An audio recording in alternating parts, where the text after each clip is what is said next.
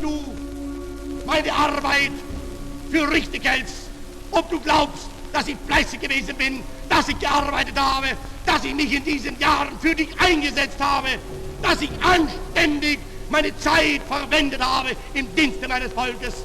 Gib du jetzt deine Stimme ab. Wenn ja, dann tritt für mich ein, so wie ich für dich eingetreten bin.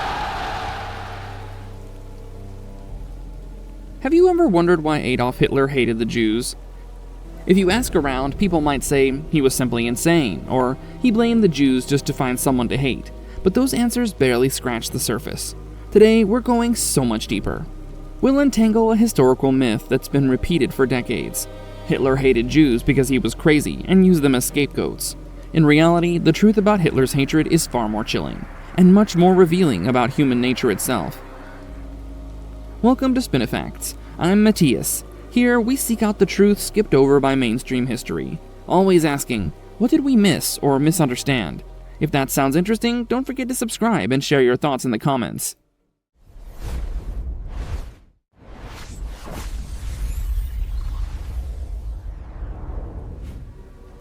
Now, let's start with a walk through Vienna in 1908. Picture this. Adolf Hitler, 18, arrives in Vienna hoping to study art. The city is bustling with ideas, diversity, and tension, but as he walks its streets, he finds something else. Antisemitism. Not just casual discrimination found all over Europe at the time, but heated, organized movements blaming Jews for society's problems. For a young, desperate man, rejected, poor, in search of belonging, those ideas offer a twisted sense of meaning. Let's bust the first piece of the myth, that Hitler's hate emerged from madness. According to the United States Holocaust Memorial Museum, Hitler's views were part of trends already shaping across Europe. He didn't invent antisemitism or conspiracy theories about Jewish influence. He absorbed them, especially in Vienna, where anti-Jewish newspapers and politicians were popular. But why was antisemitism so contagious then? Central Europe was changing fast. Old empires were crumbling. New forms of identity, especially nationalism, were rising. In times of uncertainty, people looked for someone to blame for the loss of security, jobs, and traditions. Across Austria-Hungary and Germany, right-wing writers, politicians, and even street speakers portrayed Jews as powerful enemies, attackers of true German traditions. Hitler didn't create this narrative, he perfected it. Here's the crucial point most stories miss. Hitler's belief in race. He sincerely saw history as a battle of races. According to the Anne Frank House, during and even before World War I, Hitler adopted the idea that Jews were not just a religion or a small minority, but an actual biological threat to Aryan Germans. This wasn't madness, but ideology, learned through books, speeches, and social environments. So, let's stitch this together. Vienna exposed young Hitler to organized antisemitism, and those early years locked in an ideology, an obsession with race that would later define Nazi policy. He found explanations for all hardships, failures, and fears in this racial worldview. By the time World War I ended, Germany was humiliated. That's when Hitler found his audience. Many Germans felt lost and angry. Hitler offered simple answers.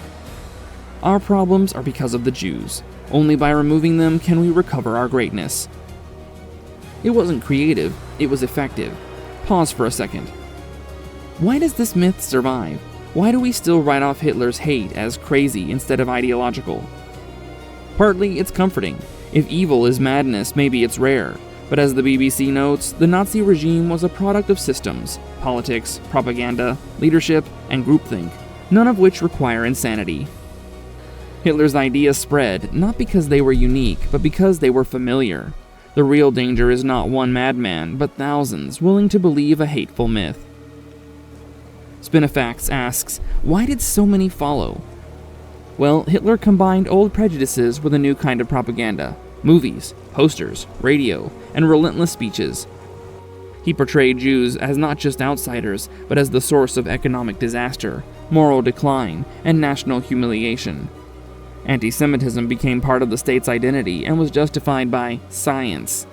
Myths were presented as facts, repeated until they became truth. And here's a hard question. If most people didn't really believe or care, why did they go along? Many did because silence felt safer. Others accepted lies because they simplified reality. Some, swept up by nationalism and fear, truly agreed. Hitler's hate was not a personal madness. It was a carefully built, collective lie, fed to millions over years, using the tools of politics, media, and mass psychology. So let's return to the myth. Hitler didn't snap. He didn't hate out of nowhere or just for political gain. He hated and convinced others to hate because of widespread accepted beliefs about race and enemy minorities. He sold those ideas with skill, not craziness. That's why this matters today. If we explain evil as insanity, we ignore the systems, lies, and habits that allow it to grow. Understanding Hitler's hate is not about excusing or justifying. It's about recognizing that the line between normal and unthinkable is much thinner than we'd like. History isn't made by monsters. Often, it's made by ordinary people believing and repeating dangerous ideas. So now you know, Hitler's hate wasn't insanity. It was ideology, absorbed and spread in a world ready to listen. What do you think? Do we too easily label evil as madness? Have you seen other myths like this? Let me know in the comments. Subscribe if you want more true history, and as always, stay curious.